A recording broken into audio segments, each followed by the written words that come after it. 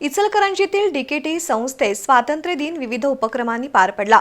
शिरोळ तालुक्यातील टाकळीवाडीच्या वीर जवान रोहित खन्नीकुडे यांच्या वीर पत्नी शशिकला खन्नीकुडे आणि त्यांच्या कुटुंबियांच्या हस्ते ध्वजारोहण करण्यात आलं। यावेळी डीकेटी परिवाराकडून हौतात्म्य वंदन आणि सैनिक परिवाराला कृतज्ञता निधी सुपूर्द करण्यात आला।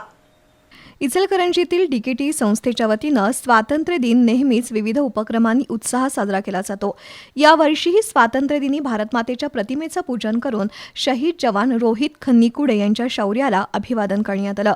वीर पत्नी शशिकला खन्नीकुडे आणि त्यांच्या कुटुंबियांच्या हस्ते ध्वजारोहण करण्यात आलं। तसंच देशसेवेसाठी सर्वोच्च बलिदान देणाऱ्या वीर जवानांच्या कुटुंबियांप्रती कृतज्ञता व्यक्त करण्याच्या भावनेतून डीकेटी परिवाराच्या वतीनं संस्थेच्या सचिव डॉ. सपना आवाडे यांच्या हस्ते वीर पत्नी शशिकला खन्नीकुडे आणि त्यांच्या कुटुंबियांना कृतज्ञता निधी सुपूर्द केला। सीमेवर जवान अहोरात्र कर्तव्य बजावत असल्यामुळेच देशातील नागरिक सुरक्षित जीवन जगत आहेत।